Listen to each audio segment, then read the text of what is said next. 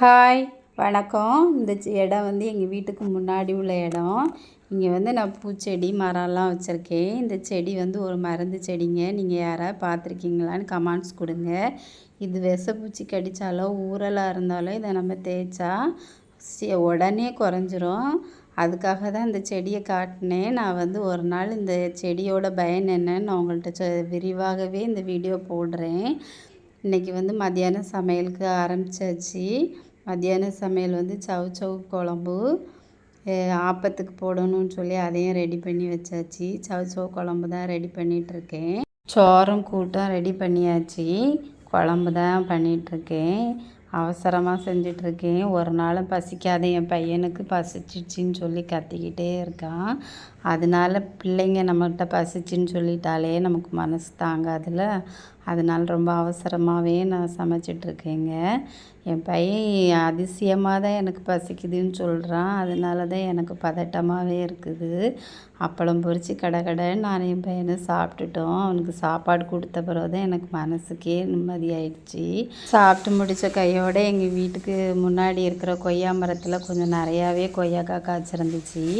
அதை மொத்தமாக பறித்து பக்கத்தில் இருக்கிறவங்களுக்கு கொஞ்சம் கொடுக்கலாம் அப்படின்னு சொல்லி பறித்து அவங்களுக்கும் கொண்டு கொடுத்தாச்சு. இனி அடுத்த வேளை சாமி கும்பிடணுங்க. பூ பறித்து பூ கட்டி சாமி கும்பிடணும். அதுக்கு அடுத்தது இனி இந்த பொம்பளைங்கனாலே எப்போவுமே வேலையாக தான் இருக்கும். நைட்டு சமையலுக்கு வேறு வந்தாச்சு. இந்த பூசணிக்காவை நான் ஏன் உங்கள்கிட்ட காட்டுறேன்னா, இந்த பூசணிக்காவை கூட்டோ பொரியலோ வச்சா எங்கள் வீட்டில் சாப்பிட மாட்டாங்க. அதுக்காக நான் என்ன செய்யலான்னு நினச்சேன். பூசணிக்காய் சப்பாத்தி போட்டுடலான்னு முடிவு பண்ணிட்டேன். இது எப்படி செய்யணுன்னா, பூசணிக்காவை குக்கரில் நல்லா வேக வச்சுட்டு அந்த சூட்டோடையே நீங்கள் அந்த மாவில் போட்டு நல்லா பிசைஞ்சு வச்சுக்கணும்.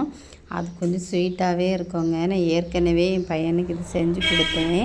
அவன் கொஞ்சம் நல்லா இருக்குன்னு சாப்பிட்டா. அதனால தான் இன்றைக்கி செஞ்சுட்டேன். இன்றைக்கி வந்து ஒயிட் குருமாவும் வச்சு சப்பாத்தியும் தான். அதனால் நீங்களும் இந்த மாதிரி உங்கள் குழந்தைங்களுக்கு செஞ்சு கொடுத்துட்டு எனக்கு கமெண்ட்ஸ் கொடுங்க எப்படி இருந்துச்சுன்னு சொல்லி. இது வந்து ஒயிட் குருமாவுக்கு காய் வேக வைக்கிறேங்க.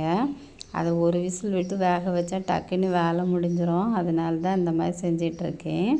நல்லா டேஸ்டியாக இருக்கும். இந்த குருமாவும் உங்களுக்கு பிடிச்சிருந்தா எனக்கு கமெண்ட்ஸில் கொடுங்க. நான் விரிவாகவே போடுறேன். நல்லா இருந்துச்சு, பார்க்கவே ரொம்ப நல்லா இருக்குல்ல.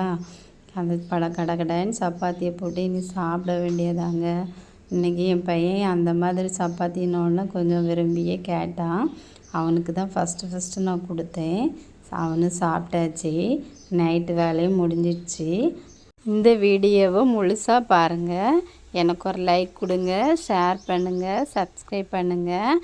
அடுத்த மினி விளாக்கில் மீண்டும் சந்திக்கலாம்.